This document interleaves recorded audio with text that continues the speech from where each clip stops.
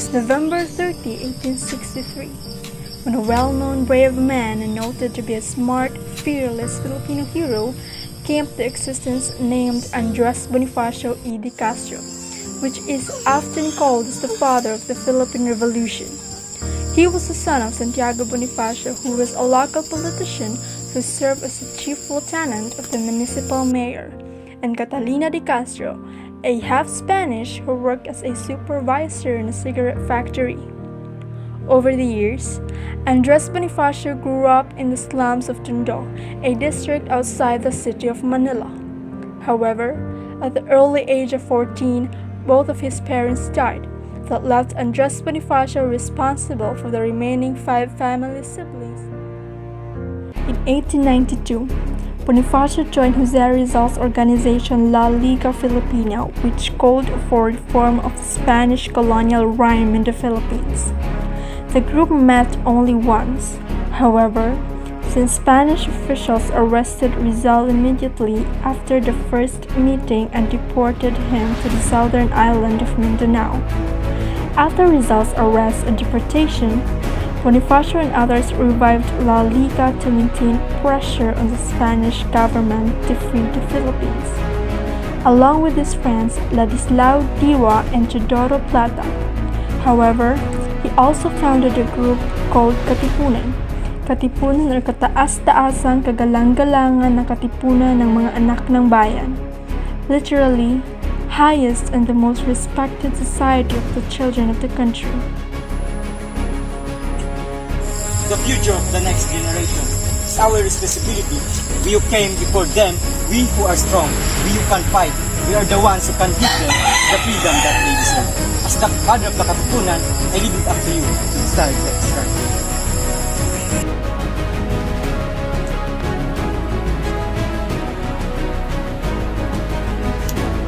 The Spaniards have oppressed so many already, and many more will die if we will not stop their abuse.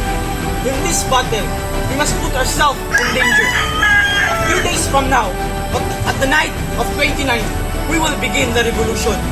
Kunin niyo ang inyong mga sedula. Pagmasdan ang munting papel na umaalipin sa atin.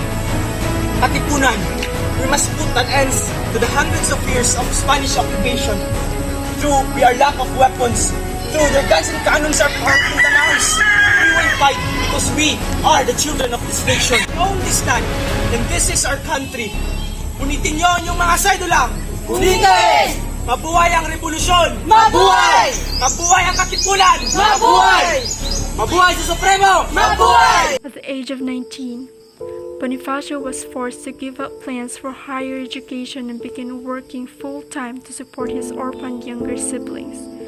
He worked at the British trading company J.M. Fleming and Company as a broker, or corridor, for local raw materials such as tar and rattan. He later moved to the German firm Frissel and Company, where he worked as a bodeguero or a cruiser.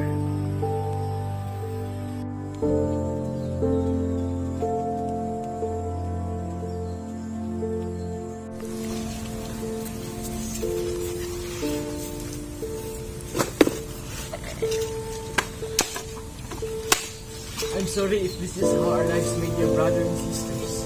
It's okay, my brother, as long as we're together in the challenge of our lives.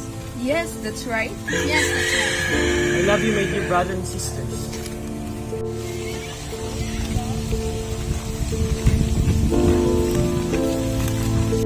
Senor, maybe you want an abanito for 25 cents. Is this good? Yes, senor. Alright, I take this too. Thank you, senor. How much is the paper fan? 25 cents, madam. You want, madam? Yes, how much is that all? 1 pesos, madam. Thank you so much, madam. Yes. Here's mine. Because of Andres' effort and hardships, he had opportunity to have a job as a plumber and an agent for a company.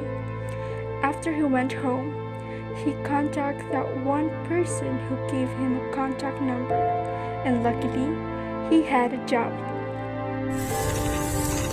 Hey, Is that your address? Yes, I am. What I can do for you? I wanted to take you to my business. Do you want it? Oh, really? Thank you very much. That's a very big help for my siblings. By the way, what is your job? Here's my calling card. If you want, just call me. Thank you.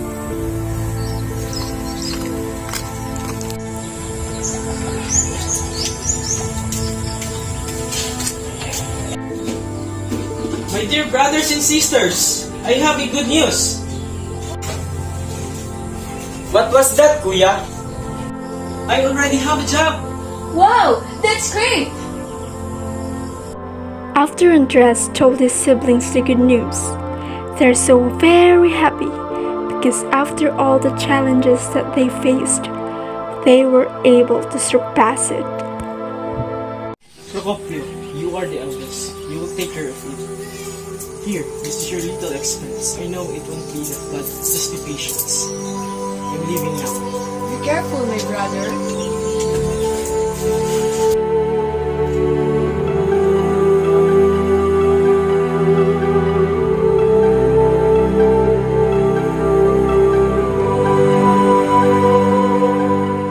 Because he could read and write, he became an employee of the Fleming and Company, a company that sells rattan and other goods. Because he was hardworking, he became an agent, but his income was still not enough to support his orphaned siblings. He moved to the President Company as an agent. He showed exceptional determination and diligence, so he was established in his work. He added to his luck of learning by reading.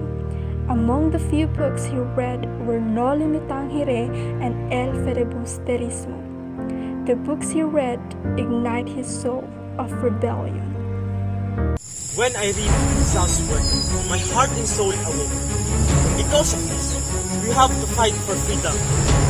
I decided to establish the KKK, mataas-taasang kagalang-galang na katipunan of the children of the people. And this organization will come to an end in the rebellion that the Spanish are doing against all of us.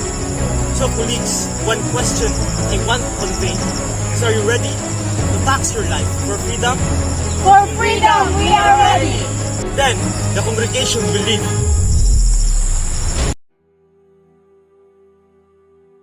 Your decision to establish the congregation can ruin it. Just like Am said, I'm ready. If you don't act, we'll just stay under the Spanish. Then, I will come too. What do you want, Procopio? The path we will tread is very dangerous. Does that mean it's just like that, brother? Even you're the eldest, you must follow. What do you think, Procopio? I just don't want you to be perished. Kuya! Brother, please, like we told you, we will not leave you. We will always help you. He's right, brother. We're just here. We will not leave.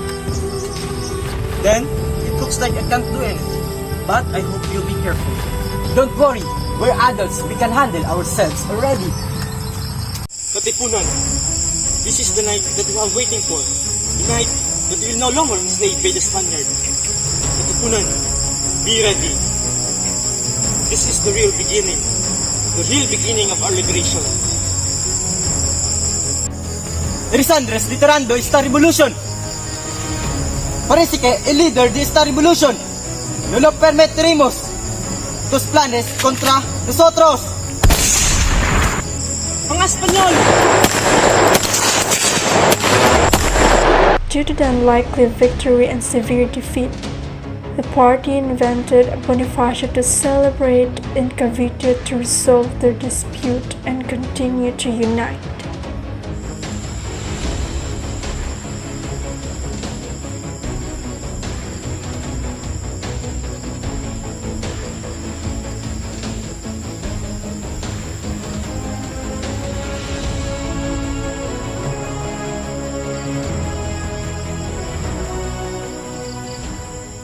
On March 22, 1897, a convention was held in Tijoras in order to settle the dispute between the two councils and to decide on what type of government should be installed.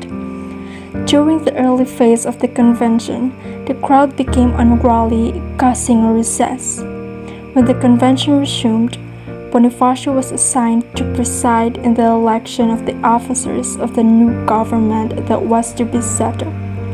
Before this, However, Bonifacio laid down the rule that the assembly should respect whatever would be the outcome of the election. When Bonifacio was elected Secretary of Interior, Daniela Tirona contested and argued that a lawyer should handle the position.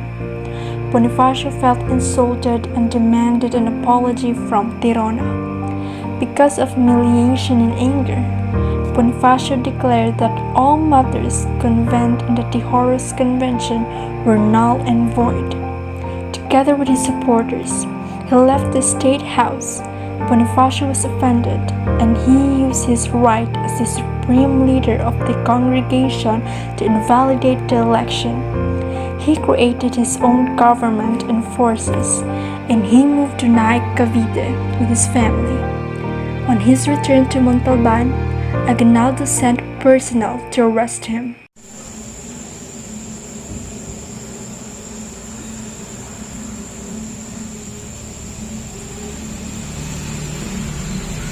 Dakpin si Supremo. Masusunod, El Presidente.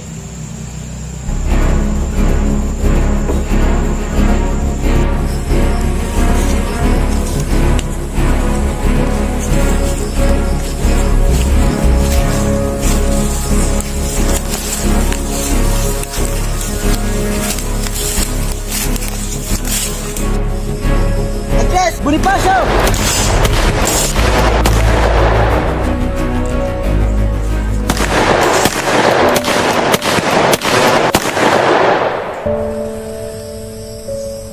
Andres!